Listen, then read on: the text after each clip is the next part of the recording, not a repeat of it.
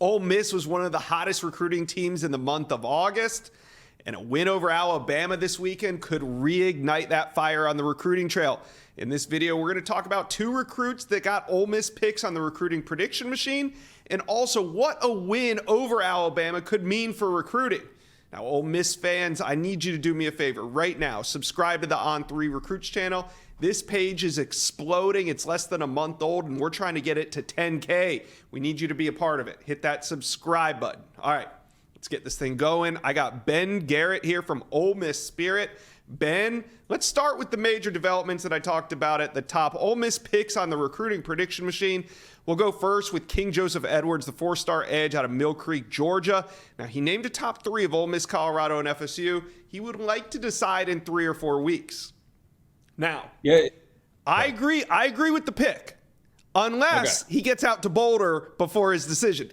So my question to you is, can Ole Miss lock this one down before a Colorado visit happens? So we've lost you too. You're all in on Dion too with everybody. Oh, yeah. That's fine. It's I'm fine. coming. No, I think Ole Miss can lock this one up. I mean, I think if we're talking about remaining uncommitted targets that they're going after, he's up at the top of the list. I mean, he plays a position of need at edge for them. He fits kind of what Pete Golding's looking for as he rebuilds Ole Miss defensively. Mm-hmm. And if you look at the other positions that they've landed in this class, they've really checked off their big ticket items as far as high school classes.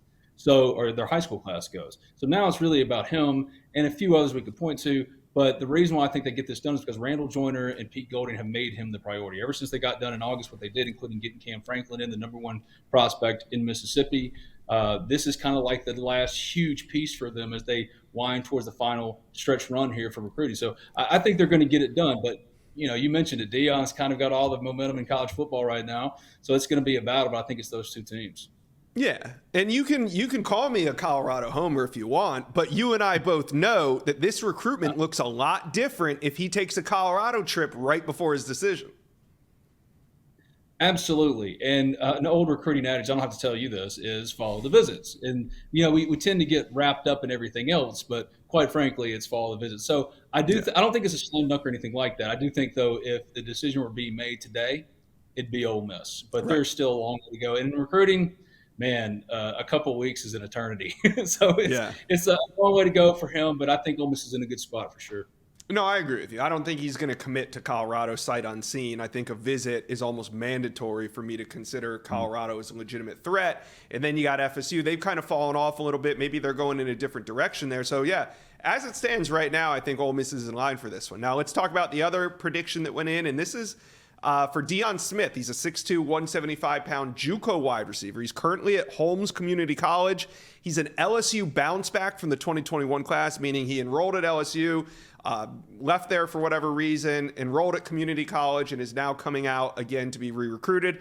How big of a priority is Dion Smith for Ole Miss, and who do you think the biggest competition is?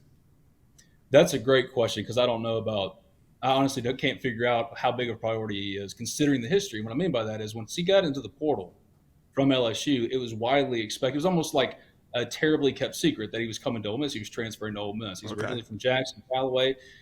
2 of his mentors in football, if you will, Mike Espy and Shea Hodge, 2 former Ole Miss wide receivers. Shea is one of the all-time Ole Miss wide receiver greats. And he was expected to come to Ole Miss. And it was done. He visited the commitment, everything. But academically, he couldn't get it in order, and so he doesn't make it. He has to drop down.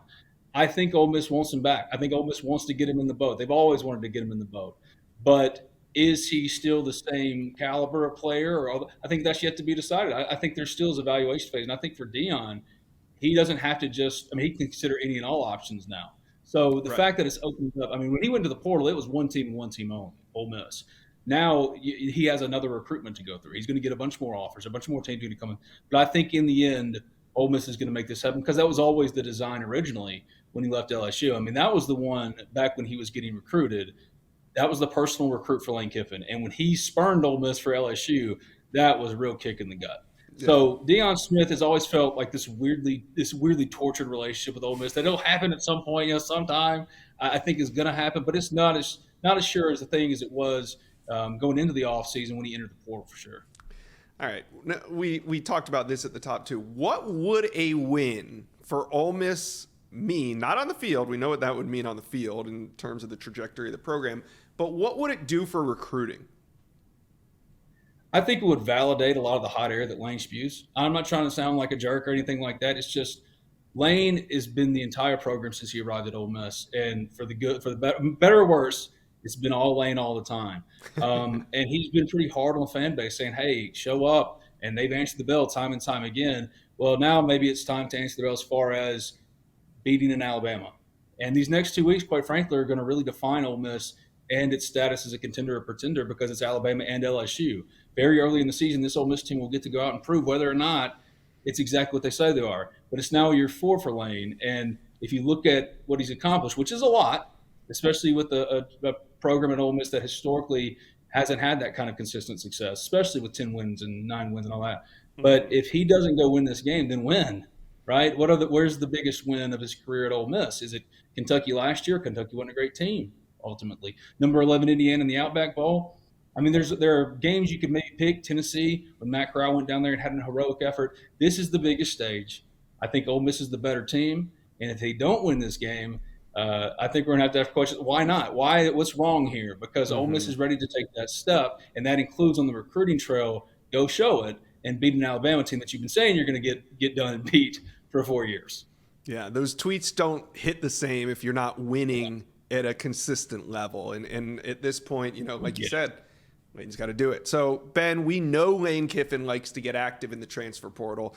Who do you expect, or what do you expect the focus to be this offseason when they go portal recruiting? I think they're going to attack the 2 lines of scrimmage, specifically with the offensive line. I think it's been pretty startling to them how tough it's been. Quinshon Judkins is off to a bad start. He's not getting much push. There's not many holes, running lanes being open for him. So I think they're going to attack offensive line, specifically tackle. If they can get 2 plug-and-play guys, they take it. But also on defense, on the defensive line, they're going to be losing potentially a lot of sack production, a lot of tackle for loss production. So I think they're going to attack edge and maybe 3 tech and stuff like that as well. So I think the lines of scrimmage is what Ole Miss fans need to be paying attention to, because if you look around, they've got skill players. They've got arguably one of the best quarterbacks in the SEC. They've got a lot going for them where they can really use some help is on the line of scrimmage for sure. Yeah, I kind of feel that Lane does a good above average job of recruiting the high school level, but man, does he supplement that roster with the transfer portal. So Ole Miss fans, let me know in the comment section here, what position groups do you think Ole Miss should hit the hardest in the transfer portal? Ben Garrett from OM Spirit, thank you for joining the Inside Scoop. Appreciate you. Thank you, man. Enjoyed it. Thank you for watching. If you enjoyed that content, be sure to subscribe to the On3 Recruits channel. We have a new page dedicated only to recruiting. Go ahead and hit that subscribe button right now.